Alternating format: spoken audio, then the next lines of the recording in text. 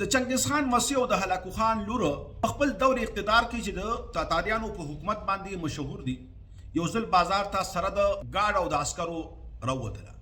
ناګهانه نظر ولګېد په یو دنیا عالم باندې چې په هغه یو حلقه کې ناست یو خلکو ته واعظ نصیحت کوي.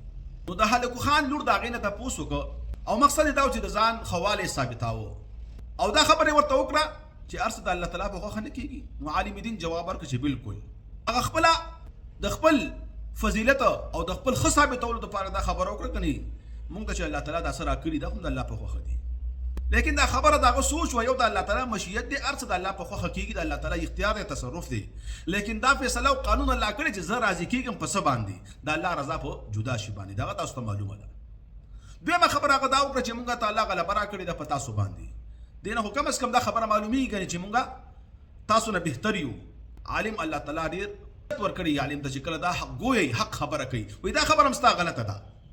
وایي ستا مثال او ستا د حکومت او ستا د پلار او د نیکه او د تاتاریانو مثال بیانې هغه دی چې یو شپونکی وي او هغه خپل ګړي څری او د شپونکي سره سپین وي د خپلو ګړو د حفاظت دپاره چې کله یو ګډه د کنډکټ نه او د ګړو د رمې نه بار کېږي نو هغې ته خطره وي چېرته شر مخې ماته نه کړي. نو بیا ورپسې سپی کوي او دا سپی واپس را کنډک ته او د ګډو رمې ته څه کوي داخلي د حفاظت دپاره. وایي دغه شان تاسو هم د الله تعالی سپی په مونږ باندې مسلط کړي مونږه ګناهونه کړي دي او دغه الله تعالی په سورت بني اسرائیل کې 13 ورځ درس کې مونږ دا ویلي چې کله بني اسرائیلو کې فساد راغی الله وایي دوه ځل پکې فساد راغی او الله وایي دوه ځل پکې مونږ په دوی باندې بعثنا علیکم بأسا شدید عبادا لنا خپل بندگان چې هغه د سخت جنگ والو هغه په ما مسلط کړل فجاسوا خلال الديار ستاسو کورونو ته داخل شول او ولتدخلوا المسجد او ستاسو کوم مسجد د عزت دی او بیت المقدس هغې ته داخل شول.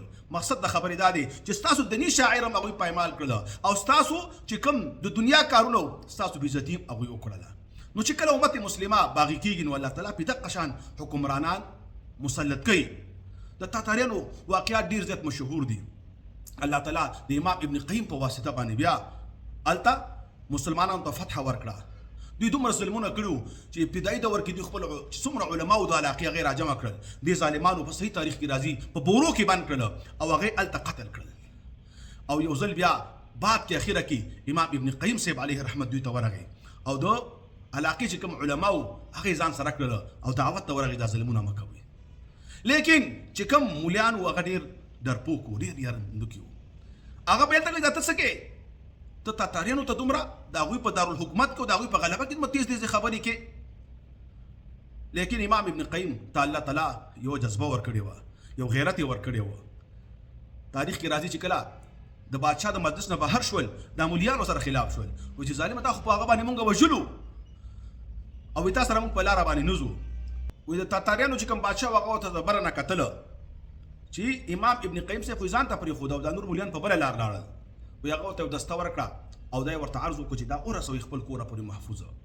الله تعالی عزت ورکړه حق وی باندې او هغه نور ملګري وی ډېر مو چې مخکې تل د تاتاریان ډېر سرکش وو وایي چا لاره کې ایثار کړل فوجیانو ښۍ ووهل او بغیر جامو یې کورونو ته ولېږل.